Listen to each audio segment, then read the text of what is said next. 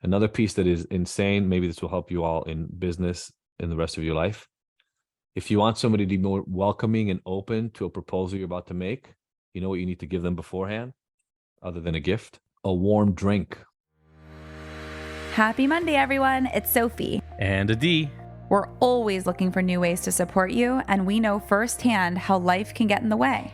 So we've created 5-minute episodes with motivation from us and our great friends to keep you feeling ignited and inspired no matter what life throws at you. Welcome to the Ignited Motivation Podcast. Mini episodes every Monday. Listen while you brush your teeth. Or on your morning walk. And you'll never miss out on the latest tips and tricks that are keeping us feeling motivated. We use our existing knowledge to favor what we pay attention to, and we ignore information that counters it. And I mean ignore, like we don't see it. Our brain literally ignores it. We give more weight to information that is all around us, and we greatly discount things that are unique. Think about that as your culture, where you grew up, right?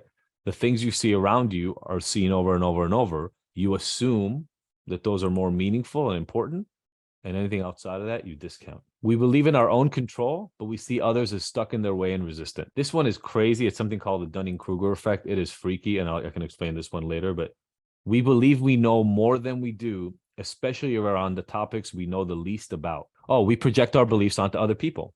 So I believe things about the world. Let's say I see Curtis in front of me. I don't really know what he believes about some things. So I just make the assumption that he believes about things the same way I do, because I have no other information to go about. So I just fill it in for him. Oh, we imagine that the things we're really familiar with are actually better than things we're unfamiliar with. We put meaning into everything we see without any good reason. So this is, our brain has to do this all the time, but like, you've never thought about this before, but like, well, actually, maybe this has happened to you before. Have you ever walked up to somebody who from behind looked a lot like a friend of yours, and then it turned out not to be your friend? That's a very clear visual example of this. Your brain saw their hair or a hat or something they wore, and it was really similar to a friend of yours. So it made that person your friend, and you were 100% certain it was your friend until you saw the front of their face. And you're like, oh shit, not the same person. We're much more likely to notice flaws outside of ourselves, but more rarely internally. We narrowly focus. So that means we have kind of like myopic vision. And so we miss important information that we think is irrelevant. I'll give you another example. They did a study with people in a driving simulator. In the driving simulator, they tell you specifically on the front end, there are going to be crosswalks, and so you have to watch for people walking through the crosswalks so you don't run over them. And then there was one other thing, like you have to count the number of dogs or whatever on the side of the road. And it's like, it kind of looks like those old, really, really bad driving simulator games. So they did this study, and they realized that while you are driving and trying to count dogs and avoid pedestrian, they could make entire buildings show up and disappear in the background.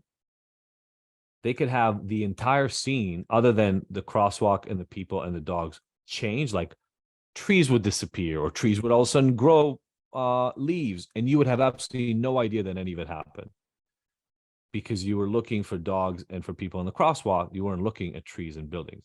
Maybe in regular life, some of us literally miss information. We just don't think it's important for what we're talking about, so we don't see it happen. Oh, you can be primed to think in specific ways without really being aware that you were being manipulated. This might freak some of you out, but they've done studies where they put people in front of a computer, and you have to do this word completion task after this thing, but you watch a video. So you watch a video, and then you have to do a word completion task. And the word completion makes it so that you can leave words that are kind of like they're ambiguous. The video you watch, it's literally just like a nature video. It has nothing, it's not a good or a bad video. But what they do in the middle of the video is they insert individual, like tiny little frames, 1/10 of 1 second, where like an angry face or a smiley face flashes in front of your eyes. Like that. Nobody in the experiment actually knew that a face flashed. But if they showed you an angry face and then they gave you the word completion task, you put more negative tone words in the word completion. If they gave you a smiling face, you made more positive attributions.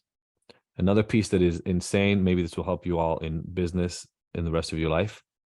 If you want somebody to be more welcoming and open to a proposal you're about to make, you know what you need to give them beforehand, other than a gift? A warm drink. Holding a warm being warm, holding something warm in your hand makes you more open and warm versus a cold drink. These are obviously ways in which we distort reality. We do it all the time. We do it so much, we're not aware of it happening. You just listened to the Ignited Motivation Podcast. Did you love the mini dose of motivation? Please let us know. Your feedback and experience is our #1 motivator. Leave us a review, subscribe, and share with your favorite people on your favorite apps. And don't forget to catch the next episode every Monday. Because we want to hear from you. So join the conversation and discover bonus content on our website and Instagram. You can find the links in the show notes. Now that you're ignited, what are you motivated to take on?